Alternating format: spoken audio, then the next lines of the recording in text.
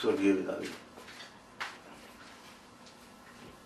അഖിലാണ്ടത്തിന്റെ ഉടമസ്ഥനും സകല ജീവികളുടെയും ജീവന്റെ ഉറവിടവുമായ അങ്ങയെയും അങ്ങയുടെ ഉദ്ദേശത്തിന് വ്യതിരിച്ച മനുഷ്യവർഗത്തെ രക്ഷിക്കാൻ നിത്യജീവൻ നൽകാൻ വേണ്ടിയിട്ട് അങ്ങയുടെ പുത്രന് യാഗമായി തീർന്നതിനും അങ്ങേക്കും അങ്ങയുടെ പുത്രനും നന്ദി പറയുന്നു.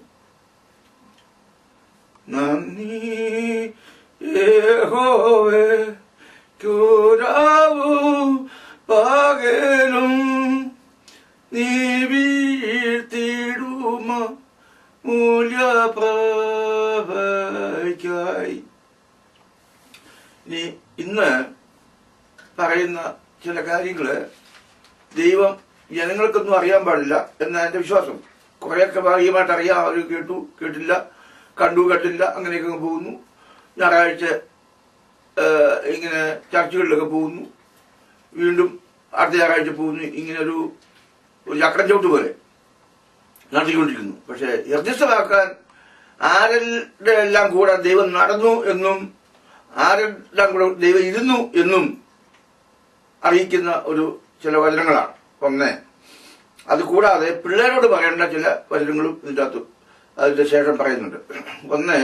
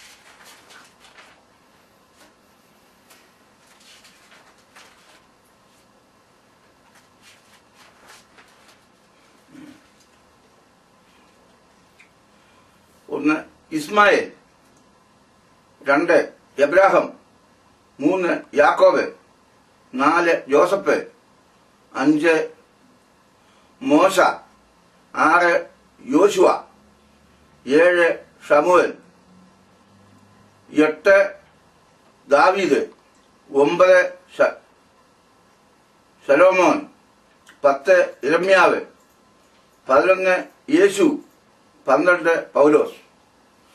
ഇത് കൂടാതെ നോഹയോടും കൂടെ കുടുംബത്തോടും കൂടി നടന്ന് ദൈവം യഹോവ 120 സംവത്സരം പ്രസംഗിച്ചു. ആരും കേട്ടില്ല. അതുപോലെ തന്നെ ആയിരിക്കും ഈ നാളിലും എന്ന് പറയുന്നു. എങ്കിലും ദൈവം ദീർഘക്ഷമ നമുക്ക് വേണ്ടിയിട്ട് ദൈവം നൽകുന്നു. അതുകൊണ്ടാണ് ഇങ്ങനെ തലമുറയെ സംബന്ധിച്ച് പറഞ്ഞിട്ടുണ്ട്. ആ തലമുറ അതിന്റെ നാളും നാഴിയെ സംബന്ധിച്ച് പിതാവല്ലാതെ പുത്രന് പോലും അറിയാൻ പാടില്ല. അത് എന്താണെന്ന് അതിന്റെ ഭയങ്കര, അത് പിതാവിന്റെ പരിധിപ്പെട്ടതാണ്. ഇതിന് കൂടാതെ തന്നെ ഹാനോക്കിനോടൊപ്പം 7ാം തലമുറക്കാരനായിരുന്നു ഹാനോക്ക്. 300 സംവത്സരം ദൈവം നടന്നു, ഹാനോക്കിന്റെ സഹോദരിയെ കൊണ്ടുപോയി. ഇനി അപ്പൊ ഇങ്ങനെയുള്ള ദൈവത്തോടുകൂടി ഇരിക്കുന്ന ആളുകളുണ്ട്, ദൈവം അവരോടുകൂടി ഇരിക്കുന്ന ആളുകളുണ്ട്.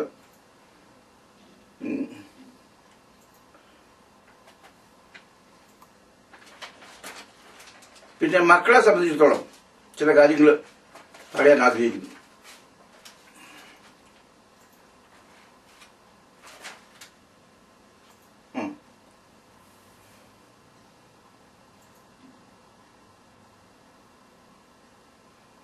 മക്കളോട് പറയേണ്ട ഒരു സംഗതി, ചില ചോദ്യങ്ങള്.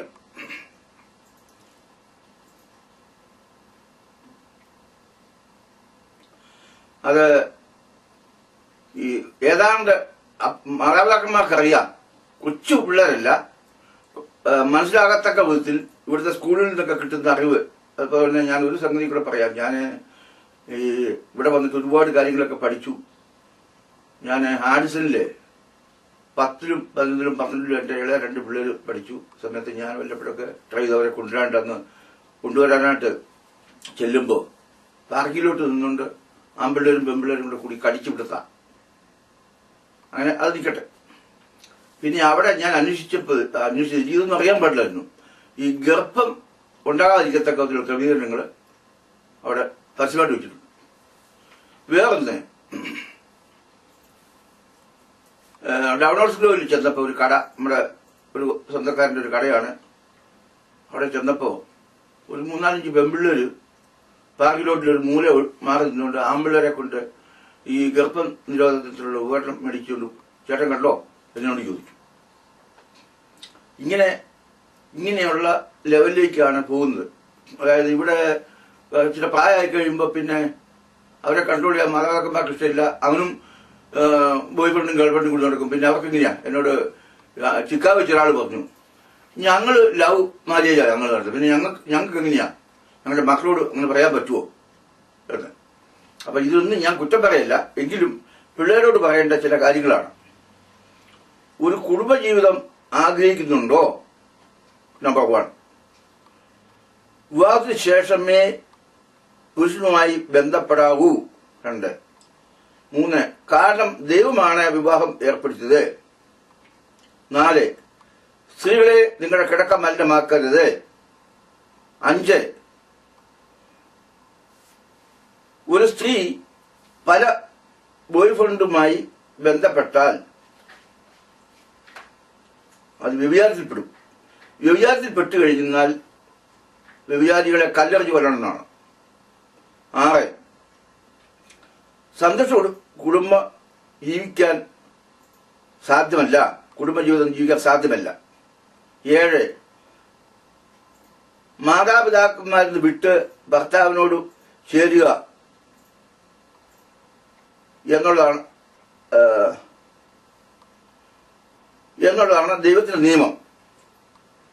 സ്ത്രീകൾക്ക് പുത്രദാഹം കൊടുത്തു, പുരുഷന് ജീവന്റെ ഉറവിടം. 9.